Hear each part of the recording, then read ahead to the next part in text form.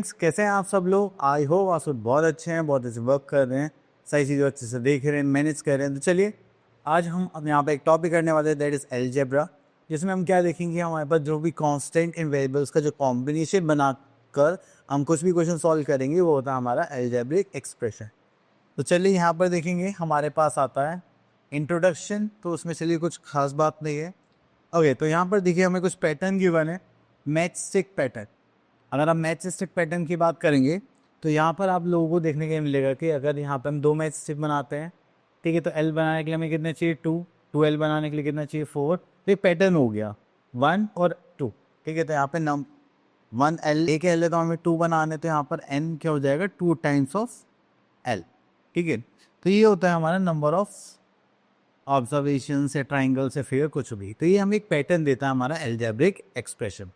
तो चलिए इसके बाद हम आगे चलते हैं। तो यहाँ पे बहुत सारे फिगर्स गिवन है, यहाँ पर कुछ काम का नहीं है। तो हमारे अपने एक्सरसाइज 11.1 पर, तो यहाँ पर हमें गिवन है find the rule. Okay, find the rule which gives the number of matrix required to make the following matrix pattern, use a pattern to write to.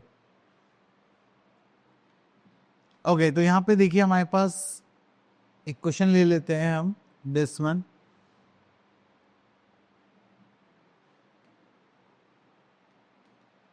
अब देखिए v बनाना है, तो यहाँ पर हमारे पास आ जाएगा number of v and number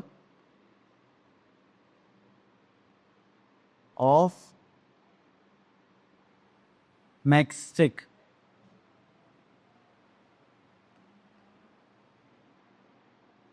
अगर हम यहाँ पे देखेंगे 1 एंड यहाँ पर हमारे पास कितनी मैसेज है 2, ठीक है। तो ये हो गया 1/2।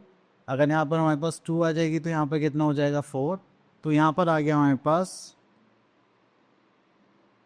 नंबर ऑफ, यहाँ पर देखिए तो हमारे पास क्या आ रहा है v equals to twice the number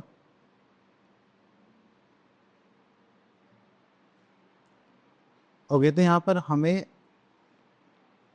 number of matrix निकालने हैं।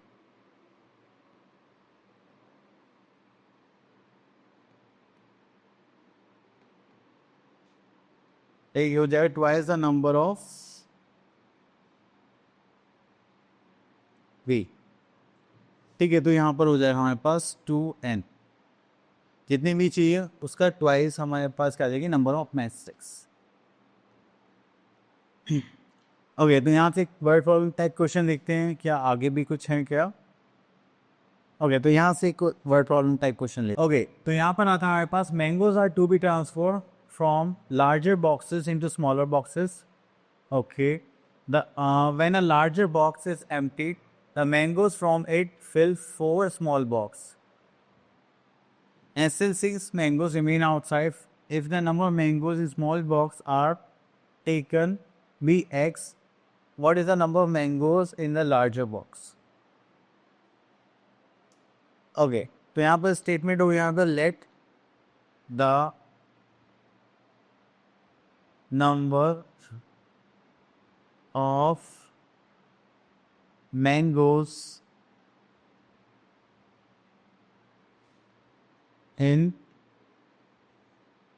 स्मॉल बॉक्स, तो वो कितना हो जाएगा हमारे पास, दैट इज x, ठीक है। तो यहाँ पर है हमारे पास जो एक बिग बॉक्स है वो 4 स्मॉल बॉक्सेस को एम्प्टी करता है, ठीक है।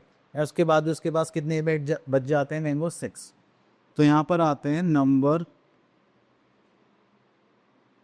Of mangoes in large box. अगर आप इसको देखेंगे तो हमारे पास कितने बॉक्सेस है, स्मॉल बॉक्स 4, और यहाँ पर स्मॉल बॉक्स में कितने हमारे पास आते हैं mangoes, that is x, that is 4 into x, और यहाँ पे अभी भी कितने बचे हमारे पास 6। तो ये हो गया हमारा इसका अलजेब्रिक एक्सप्रेशन। चलिए, तो यहाँ पे use of variables in common rules. यहाँ पर देखिए हम यहाँ पर कुछ भी यूज़ कर रहे हैं, ठीक है। तो यहाँ पर हमारे पास जो भी फॉर्मूला होगा उसके अकॉर्डिंग हम वेरिएबल्स को यूज़ करेंगे। जस्ट लाइक हमने यहाँ पर ले लिया लेंथ के लिए एल यूज़ कर लिया तो यहाँ पेरीमीटर का उसको क्या हो गया 4L। तो हमें इसी टाइप से यहाँ पर कॉमनली यूज़ करना है। ओके तो यहाँ पर आती है एक्सरसाइज 11.2 एंड यहाँ पर हम देखते हैं question number 3। The diameter of the circle is a line which joins the 2 points on the circle and also passes through the centre of the circle as shown in the adjoining figure by AB. Express the diameter D, okay, of the circle in the terms of radius D. तो यहाँ पे express करना है diameter को D की तरह of the circle in terms of radius R। तो radius को देखेंगे तो वो क्या हो जाएगा हमारे पास 2 टाइम्स ऑफ दैट्स इट। तो आपको इसी हिसाब से यहाँ पर सारी चीज़ों को पिक करना। चलिए अब आते हैं एल्जेब्रिक एक्सप्रेशंस। तो अब देखिए यहाँ पर हमें एल्जेब्रिक एक्सप्रेशंस ही बने और यहाँ पर हम बस क्या ऐड करने वाले हैं साइंस। अगर हम यहाँ पे साइन की बात करेंगे क्वेश्चन नंबर 1 करते हैं which out of the following are expressions with number only. तो यहाँ पे ऐसे एक्सप्रेशंस कौन से हैं अगर हम देखें तो हमें तो यहाँ पर ये डी पार्ट ही दिखाई दे रहा है, इसमें सिर्फ नंबर्स ही हैं। चलिए next is question number 2 identify the operation of addition subtraction multiplication division in forming the following. तो देखिए ऑब्वियसली बात है यहाँ पर आपको एडिशन दिखाई दे रहा है, यहाँ पर देखिए दोनों साथ साथ है तो मल्टीप्लिकेशन और ये एडिशन का साइन। तो यहाँ पे आपको मल्टीप्लिकेशन भी दिखाई दे रहा है और एडिशन भी दिखाई दे रहा है। Okay next come to question number 3 give expressions for the following. अगर हम एक्सप्रेशंस की बात करेंगे तो यहाँ पर हमारे पास आ जाएगा just like E part 4 subtracted from -x। तो फ्रॉम है तो इसका मतलब -x में सब्ट्रैक्ट करना है कितना 4। तो ये हो जाएगी हमारी equation, sorry algebraic expression. Equation में और इसमें सिर्फ एक डिफरेंस रहता है, अगर आप इक्वल्स टू 0 पुट करते हैं तो वो क्या बन जाती है इक्वेशन, और अगर सिर्फ आप इतना लिखते हैं तो वो क्या बन जाएगा हमारा एल्जेब्रिक एक्सप्रेशन। चलिए उसके बाद आते हैं give expression in the following cases. तो यहाँ से देख लेते हैं हम, चलिए ई पार्ट देख लेते हैं यहाँ पर। ई पार्ट में बोलेगा y इज मल्टीप्लाइड बाय -8। तो हम y की मल्टीप्लाई करेंगे -8 से तो हो जाएगा -8y। Then 5 is added to the result. तो रिजल्ट में हम कितना ऐड करेंगे 5। तो ये हो गया हमारा। ओके तो हमारे पास आ गई एक्सरसाइज 11.4। यहाँ भी लिखा हुआ है question number 1 answer the following. Okay तो यहाँ पे the present age of Aslam is x years. तो यहाँ पे असलम की एज हमें कितनी गिवन है x ईयर्स। एंड यहाँ पर हमें कुछ पार्ट्स गिवन है तो एक दो पार्ट देख लेते हैं जस्ट लाइक। ओके तो what was his age 3 years before. तो अगर असलम की एज आज x है तो 3 इयर्स के लिए हमें क्या करना पड़ेगा 3 इयर्स माइनस करने पड़ेंगे तो हो जाएगा x - 3 years. His father is 3 times his age. What is the age of his father.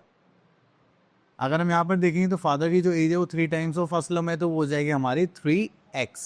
चलिए इतना करने के बाद हम एक क्वेश्चन और कर लेते हैं, दिस क्वेश्चन नंबर 2, जिससे कि थोड़ा सा क्लेरिफिकेशन मिल जाए यहाँ पर। ओके तो यहाँ पे लिखा होता है length of a rectangular hall is 3 metre less than 4 times the breadth. Okay what is the length if the breadth is b metre. तो यहाँ पे गिवन है ब्रेथ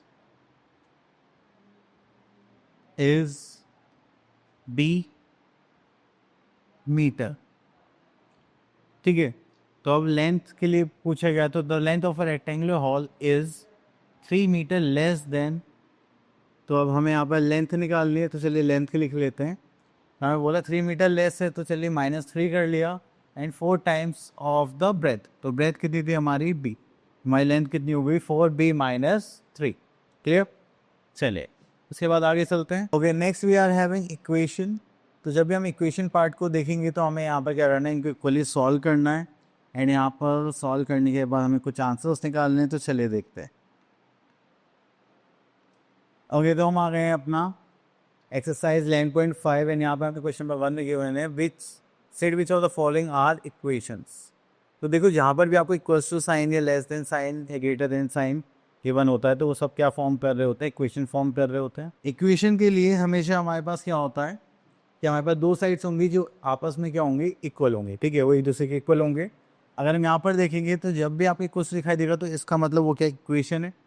अगर वो greater than less than sign given है आपको तो वो क्या होगी इन इक्वेशन, क्योंकि वो कभी भी इक्वलाइज नहीं हो सकते, ठीक है।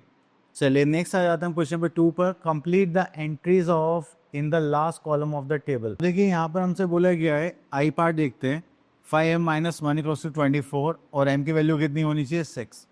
अगर मैं 6 5 करता हूँ, चलिए इसे सॉल्व ही कर लेते हैं, वैसे तो मुझे सेटिस्फेक्शन नहीं लग रहा। ओके, तो यहाँ पर आता है 5m माइनस 1 इक्वल्स टू 24। तो यहाँ पर करेंगे तो हमारे पास आ गया that is 5m minus 1 equals to 24 और m की वैल्यू क्या है यहाँ पर 6 है। तो अगर हम 6 पुट कर रहे हैं और माइनस 1 कर रहे हैं तो ये कितना हो जाएगा 24, 6 5 30 माइनस 1, तो ये कितना होगा हमारा 29। तो क्या ही 24 के इक्वल है? नो। तो आप यहाँ पे क्या लिखेंगे? नो। तो आपको इस टाइप से यहाँ पर क्वेश्चन सॉल्व करने हैं, ठीक है। Next is pick out the solution from the values given in the brackets. Okay, तो यहाँ से हम एक क्वेश्चन पिक कर लेते हैं, दिस वन। अब यहाँ पे आपसे बोला गया कि इनमें से एक वैल्यू जो अगर आप n की पुट करी तो इक्वलाइज हो जाएगा। तो मुझे लगता है 12 करके देखते हैं, just like random n plus 12, और यहाँ पे n इक्वल्स टू 12 पुट करते हैं तो यहाँ पर जाए 12 प्लस 12, तो ये कितना हो जाएगा 24। तो ये तो सॉल्यूशन नहीं हुआ, ठीक है। चलिए इसको हटा के अब क्या करते हैं, दूसरी वैल्यू पुट करके देते हैं। सेकंड वैल्यू पुट करते हैं, पुट n इक्वल्स टू 8। अगर आप इसे सॉल्व करेंगे तो आपके पास क्या आ जाएगा, n की वैल्यू इज 8 प्लस 12, ऐड करेंगे इसे तो ये कितना आ जाएगा 20। तो ये क्या हो गया हमारा आंसर। चलिए next is complete the table by inspection of the table, find the solution to the equation if 3t equals to 8। अगर देखिए t की वैल्यू 1 है तो 3t की वैल्यू लिखनी है, तो आपको हर नंबर 3 से मल्टीप्लाई करना है। तो 1 into 3 is 3 and 3 into 2 is 6, 3 3 is 9, 4 3 is 12, ठीक है। तो सो ऑन, इस टाइप से आप इसको कंप्लीट कर देंगे। तो आई होप आपको एलजेब्रिक एक्सप्रेशन बड़े अच्छे से क्लियर हो गए होंगे। अब मिलते हैं नेक्स्ट वीडियो में, कब तक के लिए ऑल द बेस्ट।